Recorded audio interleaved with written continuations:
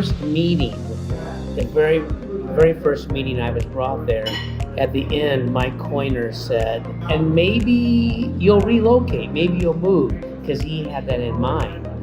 And without an exception, it went around the room like, no, until you got to Frank Lane.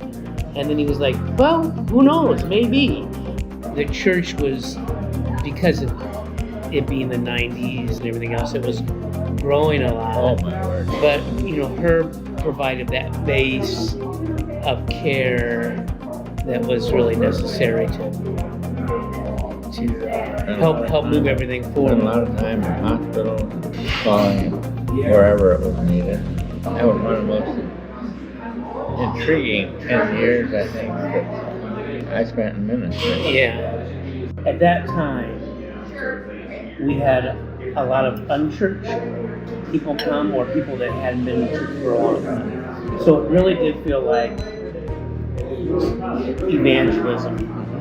We really were doing evangelism because of those people coming back. With those new people who were coming, there were a lot of children coming, and there's always been a strong children's ministry in the school, and so that was one piece.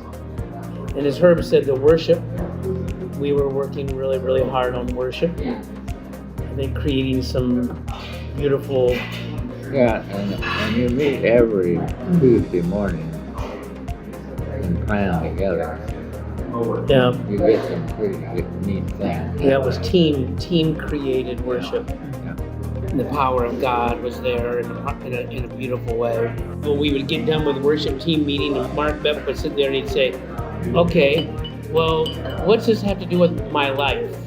All that you've just talked about, what's that have to do with my life? Like, oh man, he always brings that up, but keeping it real, maybe more important than anything is not the programs necessarily of the church, but how are people making the world a better place and their neighborhood a better place and that type of thing. We kept saying the reason we're doing this is that we really do believe we can make more disciples of Christ.